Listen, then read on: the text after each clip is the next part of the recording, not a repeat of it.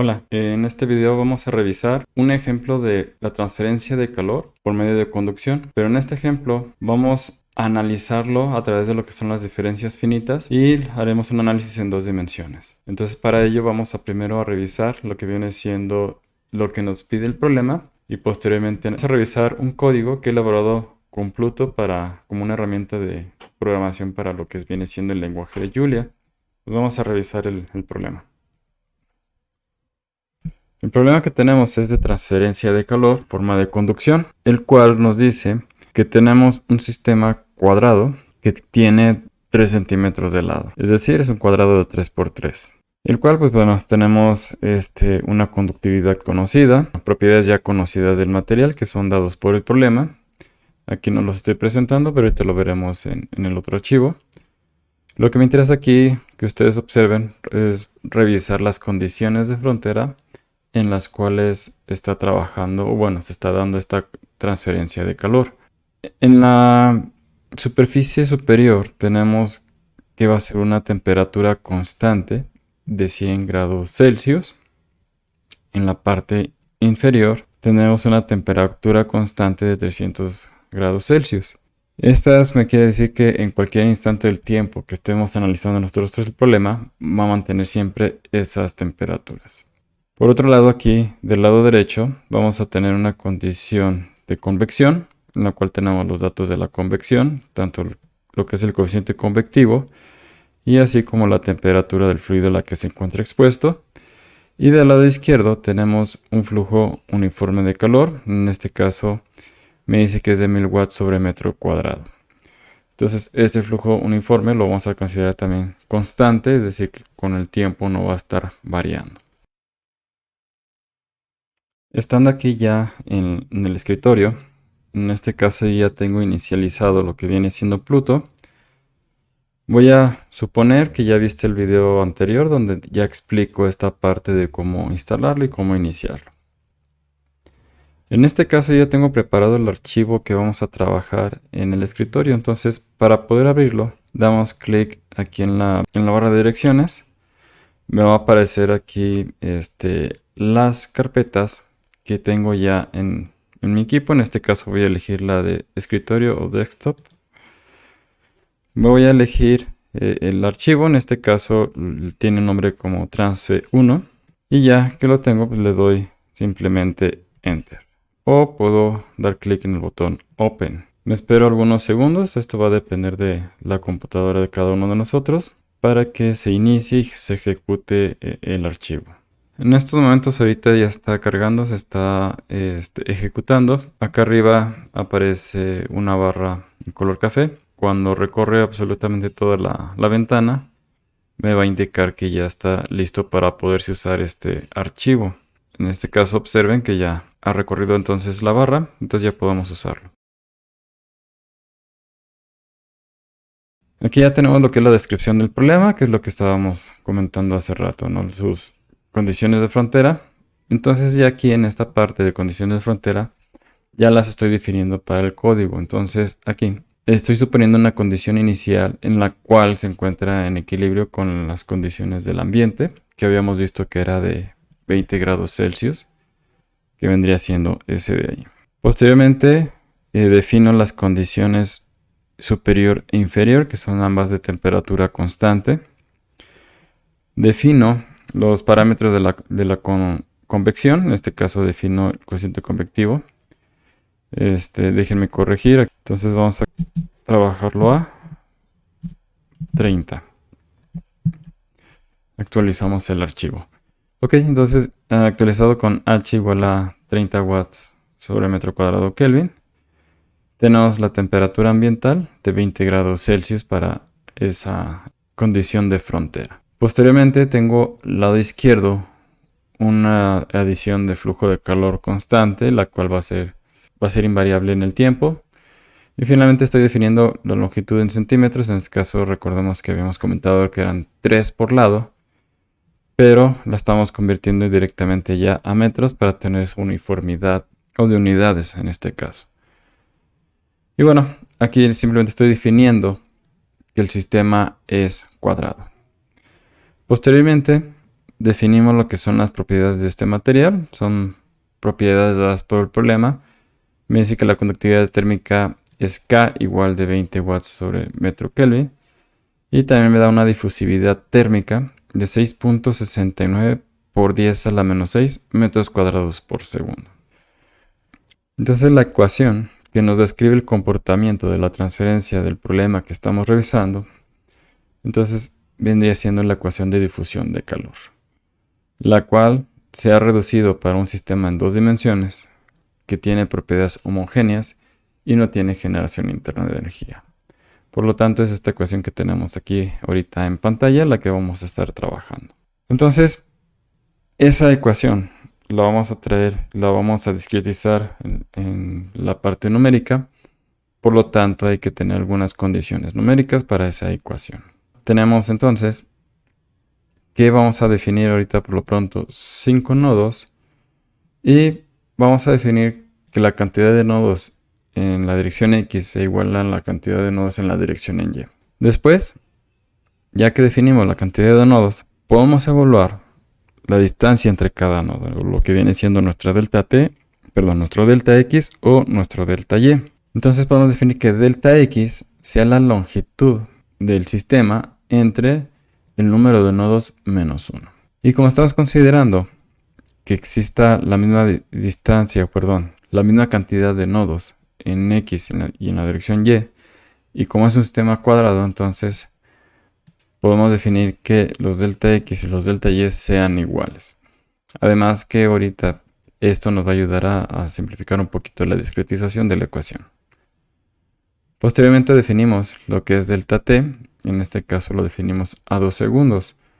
Recordemos que, en este caso voy a usar lo que es la solución explícita, para lo cual voy a necesitar que sea esta solución que sea estable. Entonces recuerden revisar ahí las condiciones de estabilidad para lo que viene siendo la solución explícita. En este caso, pues ya habíamos trabajado o revisado en clase que delta T sí nos daba esa estabilidad de nuestra solución. Posteriormente evaluamos los números de Fourier y el número de Biot, los cuales ya están discretizados también. Entonces los evaluamos de esta manera, donde Fourier es igual a alfa por el delta T entre delta X por delta Y. O en este caso, como son iguales, sería lo mismo que tener delta X al cuadrado.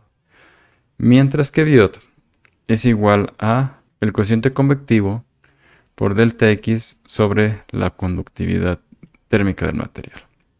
Posteriormente vamos a definir el tiempo final. En este caso estamos definiendo que sea 10 segundos, el cual nos va a ayudar a poder calcular los pasos en el tiempo que vamos a necesitar. Estos pasos en el tiempo los vamos a definir con el número P.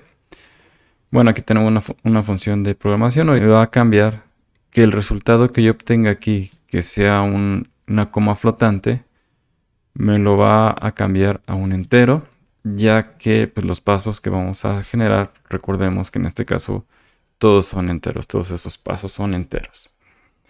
Si nosotros arreglamos este dominio y lo discretizamos, entonces vamos a tener un arreglo de nodos. Entonces, para este problema yo estoy inicializando lo que viene siendo la matriz de donde voy a guardar los valores del tiempo viejo. Y bueno, déjenme aquí, tengo un error de ortografía. Listo. Entonces aquí estamos en esta matriz guardando los valores del tiempo viejo y le estoy dando una solución inicializada que es de 20 Celsius. Y bueno, aquí tengo el código para la inicialización, donde T/N es la temperatura de inicial, NX son el número de nodos en X y NY es el número de nodos en Y. Para el tiempo nuevo las inicializo en 0. Vean que aquí uso la misma función. Solamente recuerden cuidar que inicializar en un tipo de variable de coma flotante para asegurar que tengamos decimales en nuestro cálculo.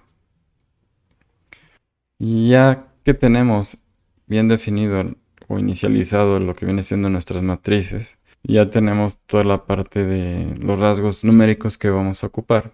Y recordando nuestra ecuación que nos describe el comportamiento, la podemos discretizar. Para eso vamos a entender un poquito cada uno de los nodos. Vamos a empezar con el nodo central. Los nodos centrales, en este caso de color rojo, tienen índices I, J, donde I me representa el número de los renglones y J el número de las columnas. Entonces a la izquierda de ese nodo tenemos el nodo TI-J-1, es decir, menos una columna.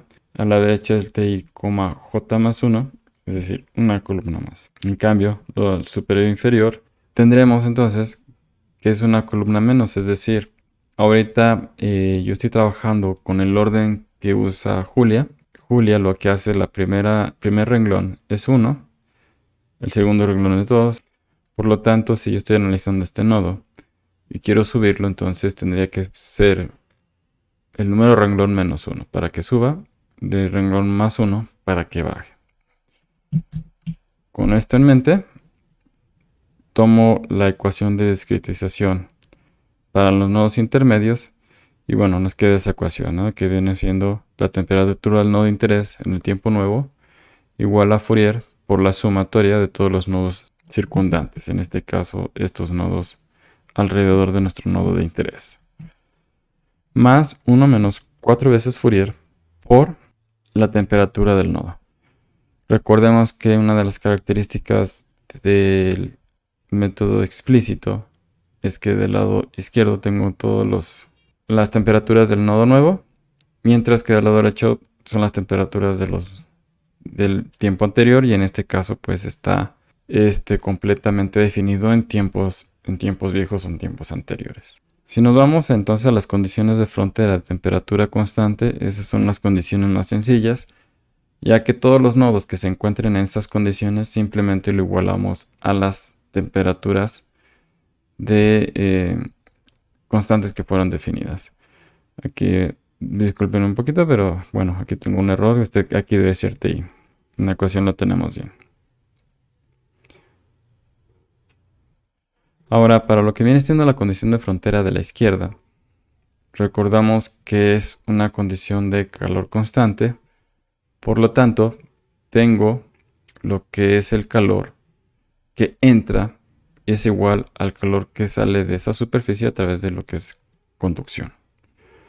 Discretizamos esa ecuación, por lo cual nos quedaría como esta ecuación de aquí, donde, como estamos en el método explícito, todos los nodos se van a expresar siempre en el tiempo viejo, por eso aparece nada más como P. Aquí aparece el nodo TI, 0, donde 0 me indica que es un nodo fantasma o es un nodo que realmente no se considera, pero a efectos de este método se define para una herramienta. Tomamos esto, despejamos para el nodo ficticio o el nodo fantasma y sustituimos en la ecuación de los nodos internos donde aparezca ese nodo fantasma. Por lo tanto, nos quedaría la ecuación de los nodos de esa frontera con esta que tenemos en pantalla. Entonces, tendremos que para el nodo izquierdo observemos que no tendría yo nodo realmente porque la frontera quedaría aquí. Tengo nodos internos. Entonces el nodo de interés queda o depende de los tres nodos aledaños, el superior, inferior y el de la derecha. Para la condición de frontera de la derecha es la condición de convección. Entonces todo lo que sale o lo que llega a la superficie por conducción sale por convección. Discretizamos de una manera muy similar a la anterior.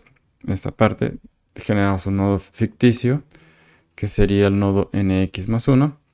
Entonces despejando para este nodo nx más 1 y sustituyendo en la ecuación de nodos intermedios, entonces podemos obtener esta ecuación que tenemos en pantalla, donde vean que ahora depende de los tres nodos que están dentro de nuestro sistema, que sea el superior, el inferior y el nodo izquierdo. Y bueno, aparece además otras variables de las cuales depende, que en este caso, pues bueno, vendría siendo la temperatura infinito, la temperatura del fluido, el número de bits discretizado, y bueno, aquí vuelve a aparecer nuevamente el número de bits discretizado por el número de Fourier. Continuamos Si programando esto, entonces nos da la siguiente solución. Esta ya es la solución final después de 10 segundos con el método explícito de solución. Vamos a revisar el código que tenemos. Bueno, lo primero que hacemos es definir un ciclo para el tiempo. Entonces dentro de este ciclo va a ir todo lo demás. Después de definir este ciclo, definimos en esta sección las dos condiciones de frontera de temperatura constante. Entonces observen que solamente va a variar en este caso la columna, ya que recuerden que es la superior y la inferior. Entonces solamente se va a mover en la dirección X, o en este caso en la dirección de las columnas de la matriz. Por lo tanto, solamente J es el que va a estar variando, mientras que 1 ya está definido y Y lo tenemos definido con el número de nodo. Posterior, el siguiente ciclo, ahí estoy definiendo lo que es la condición de frontera de la izquierda, que simplemente reescribir toda la ecuación que definimos ahí arriba, donde tenemos que TB son los tiempos viejos y Tn es el tiempo nuevo. Entonces evaluamos tiempo nuevo en función de tiempo viejo, acorde a la ecuación que habíamos trabajado. Esta sección, pues ahora es la condición de frontera de la derecha, la condición de convección. Igual, de una manera muy similar, nada más transcribí prácticamente la ecuación de esa condición de frontera. Y bueno, aquí tenemos en este caso también tiempos viejos y para evaluar lo que es el tiempo nuevo. Finalmente, en esta sección estoy evaluando las temperaturas de los nodos internos. Vean que ahora es un ciclo for anidado, es decir, que primero ejecuta las columnas para posteriormente ir a los renglones. Igual, también es prácticamente es repetir la ecuación, la primera ecuación de nodos internos. Entonces aquí están los 4 nodos de los que depende y el nodo de interés, pero en el tiempo viejo. Finalmente, en esta parte, estoy diciendo al código que actualice acorde a cada iteración en el tiempo. Es decir, el código va a obtener una temperatura en el tiempo nuevo. Esa solución se la va a entregar a la variable en el tiempo viejo para entonces poder actualizar y en la siguiente ciclo empezar ahora tiempo viejo el cálculo. Entonces de esa manera se va actualizando continuamente para obtener la solución. Y finalmente, pues bueno, esto es simplemente para que me ponga en pantalla el valor de las temperaturas. Bueno, por lo pronto voy a ocultar este código, ya que lo expliqué. ¿De acuerdo? Voy a duplicar un poquito la pantalla, bueno, la pestaña. Aquí está, vamos a ver los cambios que se pueden generar. Déjeme hacer un poquito más pequeño. Ahí está. Entonces vamos a revisar, por ejemplo, a lo mejor me interesa o les interesa a ustedes, en 10 minutos, que serían 600 segundos, cómo se comportaría esa temperatura, ¿no? Vean que ya en este caso ya hizo el cambio. Entonces sigo teniendo esa temperatura constante aquí y sigo teniendo la temperatura constante en la parte inferior. Pero al pasar más tiempo, entonces las temperaturas de los nodos intermedios pues, empiezan a incrementar. Eso es debido a la condición de entrada del calor, además de las temperaturas que aquí son relativamente altas. El problema inicialmente pues, tiene un flujo de calor bastante pequeño. Entonces si nosotros lo hacemos mayor, vamos a suponer que ponemos 1000 kilowatts, la temperatura del sistema pues, va a incrementar, ya que ese flujo de calor es mucho más alto todavía. Entonces de esta manera pues yo puedo estar revisando cómo se va a comportar mi sistema. Entonces si las condiciones de frontera cambian, hago que baje la temperatura a 50 grados Celsius, la superior, entonces obviamente se va reflejado en las temperaturas internas de los nodos. Bueno, ahora voy a regresar a las condiciones originales y vamos a hacer un pequeño experimento en el cual vamos a suponer que salgo de la condición de estabilidad. Recordemos que en clase, bueno, con mis estudiantes, revisamos que la condición de estabilidad para este problema era de 2 segundos máximo. Entonces, si por ejemplo ya aquí en 5 segundos ya se generó esa inestabilidad de la que hay que cuidar mucho este método de explícito, ya que si no cuidamos esa condición de estabilidad, no nos asegura que sea la solución estable. Entonces, el tener, por ejemplo, el 3.3 por 10 a la 33 en temperatura, pues ya son temperaturas bastante ilógicas.